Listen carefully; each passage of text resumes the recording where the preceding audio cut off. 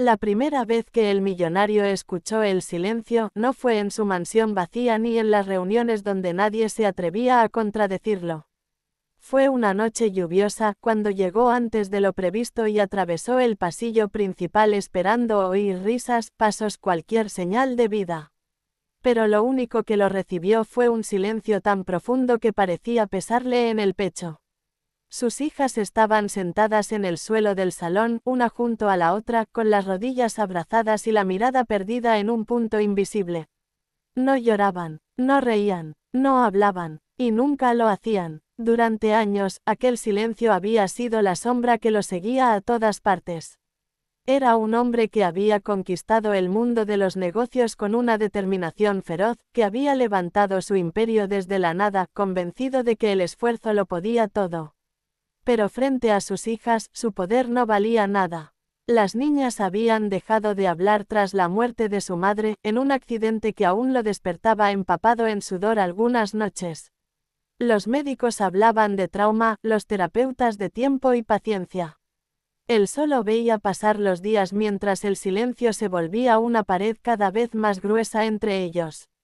La casa se había llenado de especialistas, psicólogos, logopedas, niñeras altamente recomendadas.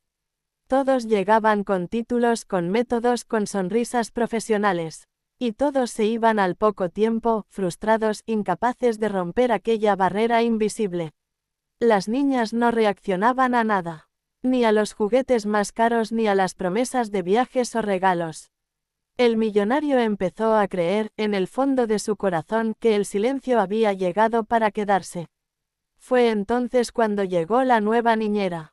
No parecía especial, no venía recomendada por ninguna agencia prestigiosa ni traía un currículum impresionante.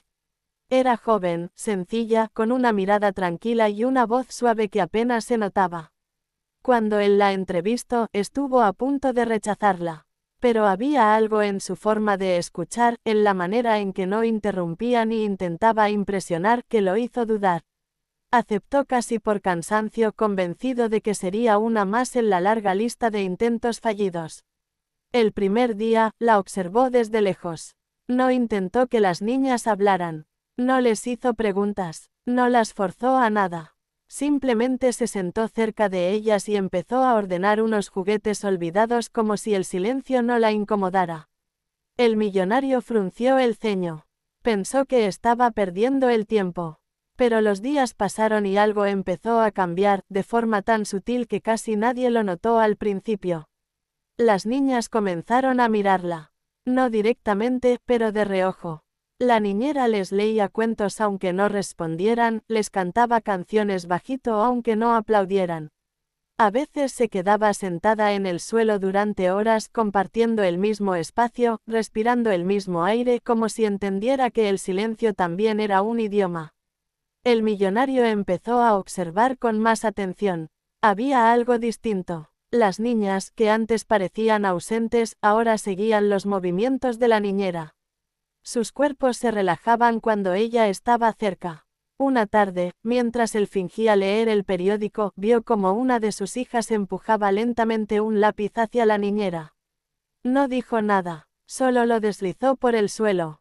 La niñera lo recogió con una sonrisa tranquila y empezó a dibujar sin hacer preguntas. El corazón del millonario dio un salto que no se atrevió a celebrar. Sin embargo, no todo fue esperanza. Hubo días en los que las niñas retrocedían, en los que el silencio parecía más denso que nunca. Hubo noches en las que el millonario se preguntó si estaba ilusionándose en vano. Y hubo momentos en los que la niñera parecía agotada, con ojeras profundas y una tristeza escondida tras su calma. Él no sabía nada de su vida, pero intuía que también cargaba con sus propias heridas. Una tarde, la tensión estalló. El millonario llegó a casa tras un día particularmente duro y encontró a una de sus hijas en el suelo con los ojos cerrados, respirando agitadamente. Los médicos dijeron que había sido un ataque de pánico. Él sintió como el miedo le paralizaba el cuerpo. Por primera vez en mucho tiempo, gritó, no de rabia, sino de desesperación. Se volvió hacia la niñera, buscando a alguien a quien culpar. Ella no se defendió, no alzó la voz. Simplemente se quedó allí con los ojos brillantes y cuando el médico se fue, se sentó junto a la niña, le tomó la mano y comenzó a respirar despacio, marcando el ritmo. Poco a poco, la respiración de la niña se calmó. El silencio volvió, pero ya no era el mismo. Era un silencio compartido, sostenido. Esa noche, el millonario no pudo dormir. Por primera vez, se permitió sentir toda la culpa que había evitado durante años. Se dio cuenta de que había llenado la casa de ruido externo para no escuchar su propio dolor, y que había exigido resultados rápidos porque no soportaba la idea de esperar.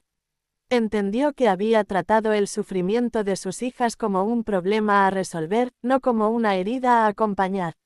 Al día siguiente, decidió hacer algo que nunca había hecho, quedarse en casa. Observó a la niñera desde la distancia, pero esta vez no como un empleador vigilante, sino como un padre aprendiendo. Vio cómo se agachaba al nivel de las niñas, cómo respetaba sus tiempos, cómo celebraba los gestos más pequeños como si fueran grandes victorias. Pasaron semanas, luego meses, y una mañana ocurrió algo que nadie esperaba. Estaban en el jardín, bajo el sol suave de primavera. La niñera estaba regando las flores mientras las niñas jugaban cerca. De repente, una de ellas tropezó y cayó. No lloró, se quedó quieta, con los labios temblando.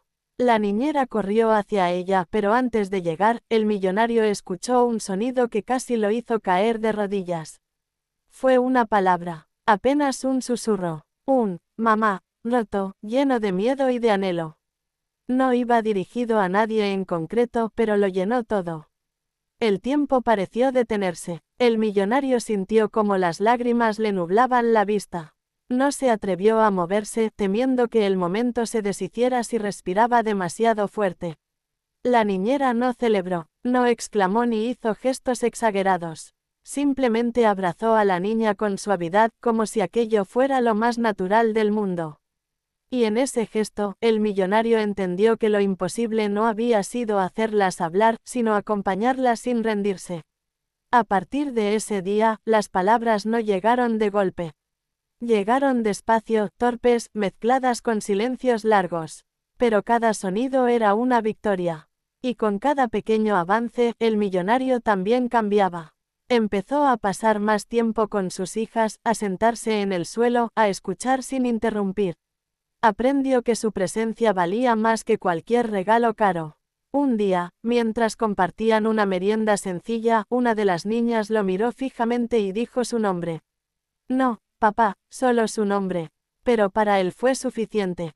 Fue la prueba de que estaban volviendo, de que el puente que creía destruido podía reconstruirse, palabra a palabra, gesto a gesto.